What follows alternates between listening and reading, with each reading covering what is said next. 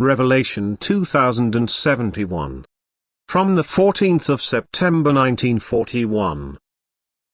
Refuting the objections and teaching with God's help.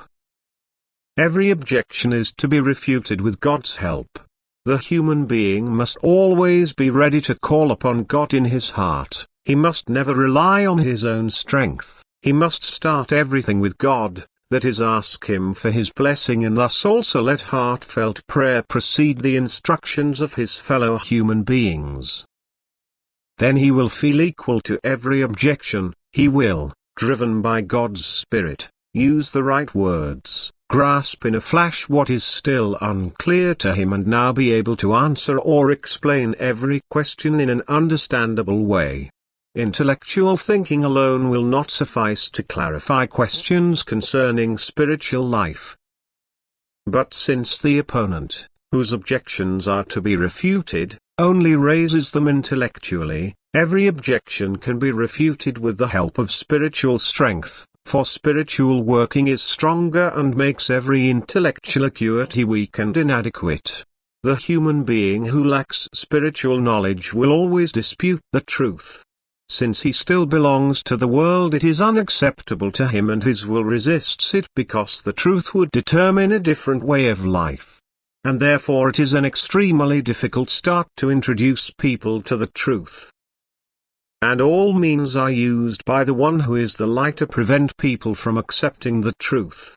But God's love is equally intent on guiding the truth to earth and spreading it. Yet anyone who undertakes this task will always be in battle. Nevertheless, great strength will be at his disposal, providing he makes extensive use of it. He has to commend the soul of the one he wants to impart the truth to God. He has to pray for this soul. He has to ask God for mercy so that He will make it easy for him to recognize the truth, so that He will impart the strength of realization to him.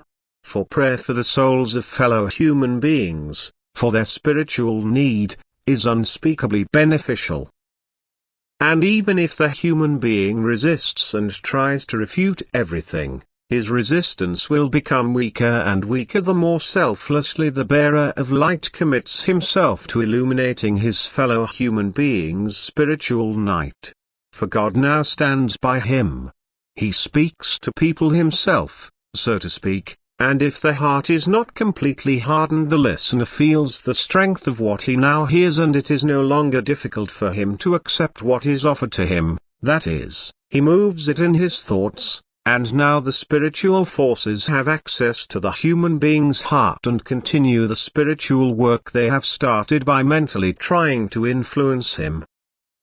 The resistance subsides. The desire for knowledge and the desire for truth grow, and the ground is now well prepared for the otherworldly forces which are responsible for the care of these people.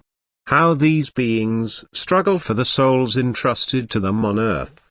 And how difficult it is sometimes to find entrance with those who are still too attached to the world, or who have been pushed into wrong thinking by worldly influences.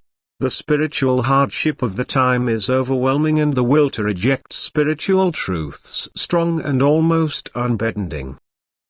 Yet a loving person sometimes easily succeeds in changing his fellow human beings' thinking if he sincerely asks God to bless his undertaking and then approaches a task with increased strength, which is indeed difficult but extremely urgent, because only in pure truth can the path be found which leads upwards.